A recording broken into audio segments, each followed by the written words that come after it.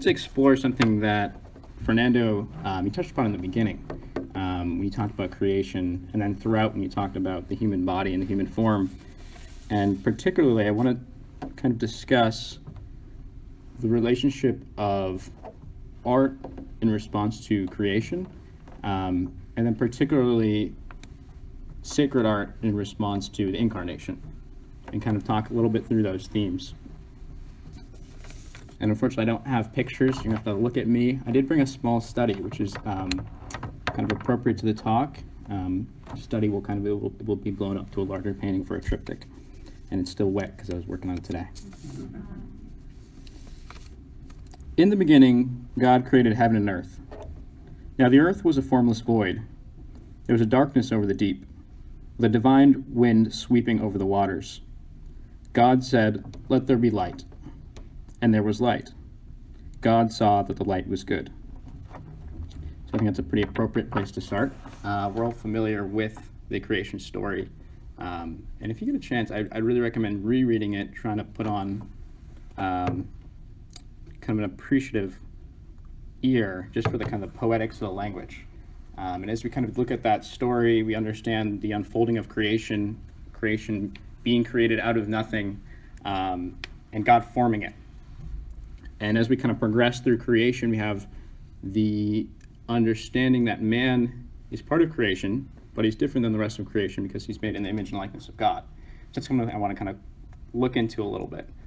And if we look at Genesis and we think about that phrase, made in the image and likeness of God, well, what do we know about God from just reading through that creation story? Well, one thing we know is that he creates. We see his formative action. And also that he appreciates in the line this and saw that it is good.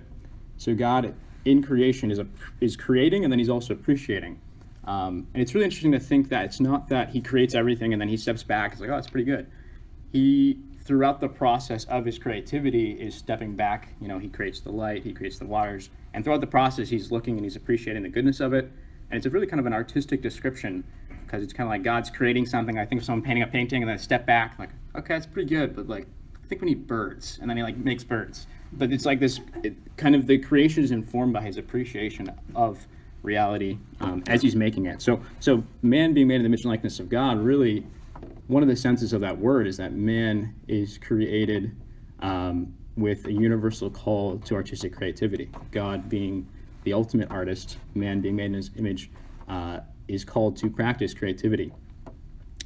JP2 in his letter to artists, which is a great read, makes a claim. It's a pretty bold claim. He says, through his artistic creativity, man appears more than ever in the image of God. And so, I mean, it's interesting to think also that art, you know, the product of this artistic creativity, is unique to man. You don't have animals making art. Art doesn't just happen. Chesterton writes, art is the signature of man. And that's really because we're the only creatures, again, made in the image and likeness of God, and that gives us the ability to create. And in this sense of creating artwork, we're not creating anything new from nothing, like creation, right? Of course.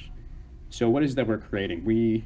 I think the person who tackles this really well, especially in the realm of painting, is French philosopher Etienne Gilson, who's a great explanation of when the artist is creating, even if they're working from models or working for a conception, it's not that I'm merely replicating what's in front of me or an idea.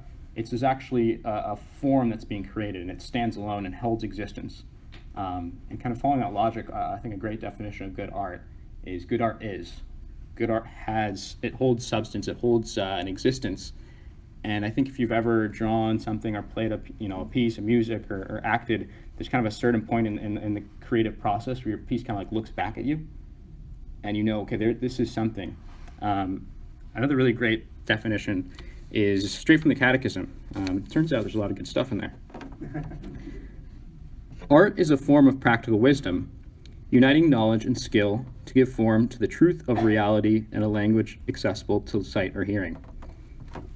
So there's a lot in there. It's really a great definition. So let's look at it in pieces here. So art gives form to the truth of reality in a language accessible to sight or hearing. So the artist is making sensible the truths of reality. And we talked about creation, the creation of this reality.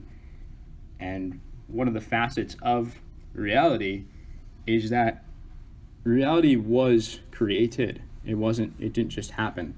A lot of people write about it. Philosophy will only make sense if the world was created. Otherwise, you'd just be kind of just answering questions, and you'd be asking questions that didn't have answers.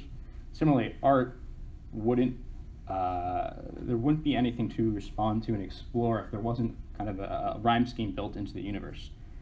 And since God, as we talked about, created the world, and he has infinite meaning, he, in his creation, conveys kind of his thumbprint, his kind of triangle thumbprint into creation. Creation has infinite meaning. There's a kind of a rhyme scheme to the universe, if you will. And that reality itself is, as the work of an artist, we saw some pictures, reality itself is woven in terms of this meaning. There's signs and symbols woven into reality. And that an exploration, contemplation of this reality can inform someone. So one aspect of what the artist does is he responds to creation, and he's attentive to the creative world, and he is creating something new that's also part of reality, and is a new reality and a response to reality. And so kind of to back things up here, get back to Genesis. So you have God creating the world, and he creates man within the world. He creates this paradise, this kind of original harmony, this original justice. And then you have the story of the fall. And I think one of the best phrases about the fall is from St. Athanasius. And he says, man rejects his birthright of beauty. So that man, he's created the image and likeness of God. He has this calling, and through his action, he rejects God. He rejects the very thing in which he's made an image and likeness of. And Athanasius has a great reflection on kind of this rejection of the image in which you were made, in which man was made, makes man almost disappear. If you've read C.S. Lewis, he picks up on this in Athanasius and does some fun stuff with it. But that we're made in the image and likeness of God, and we reject that image, we start to kind of move back towards non-existence, the non-existence that we were pulled out of. And so what happens next we have this dilemma, is we have the mystery of the Incarnation. So in Genesis, God essentially creates man, he places him in the garden, and man sins and enters into exile. And the mystery of the Incarnation is essentially God entering into that exile and once again walking with man in a garden. It's a really beautiful, poetic image of God entering into this reality, and he's entering into it in such a way that he becomes sensible to man. So man, because the fall, has this ignorance, and he only, in some sense, recognizes the sensible world, and God meets him where he's at, and enters into his senses. He enters into a physical reality of the Incarnation. And that's kind of the thing I want to focus on here briefly. And so we had this understanding of creation, and the word creating creation, and the word building into this rich rhyme scheme into the universe through the Incarnation, which another word for the Incarnation is the recreation. The word enters back into reality, and he once again forms man in his own image and likeness. That is the story of this is the salvation. This is kind of coming back. So again, the word creates the world, and then the word enters into the world, and he creates man in his own image and likeness. The word enters back into the world and recreates man in his own image and likeness. And how does he do this? He does it by, again, entering into our physical reality and teaching us how to live like men. Gaudium Spes is a great line, teaching man to be man. And kind of to pull this back all towards art is that sacred art, or I should say the mystery of the Incarnation, consecrates the art and brings it into the level of the sacred. Because we talked about art as being a exploration or giving sensible form to reality, to the truth of reality. Through the mystery of the Incarnation, truth himself entered into the world.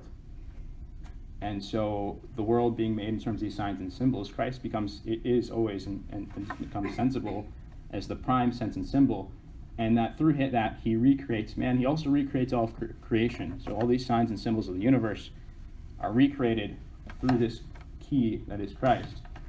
And so sacred art is the exploration of this. So sacred art, like all other art, again, it's giving sensible form to the truth of reality. Sacred art focuses on the reality that is salvation history. And with that, through the Incarnation, the artist working in sacred art has a huge responsibility, right? And that similarly, in the way that God entered the world through the Incarnation and helps right us, the artist can participate that in a small sense by making sensible the image of God in his work, in his music, in his paintings, in his sculpture. And so the artist has the potential and has the vocation to, in some sense, in a very big way that we're all called to do, participate in this chapter of salvation history. And I kind of want to just go back to a line here from Gaudium Spes, and I'm borrowing it slightly out of context, but it works. So I'll finish with just saying that sacred art, by the revelation of the mystery of the Father and his love, fully reveals man to himself and makes his supreme calling clear.